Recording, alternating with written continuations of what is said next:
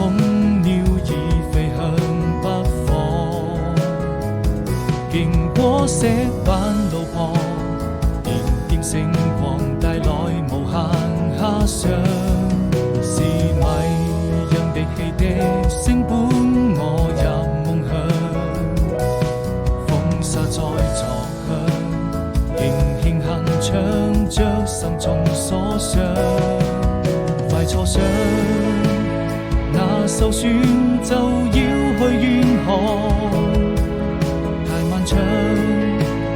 藍天也變得飄揚，草地上幾片落葉隨風飄蕩，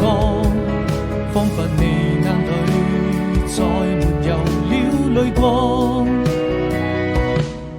伸出一雙翅膀，雨過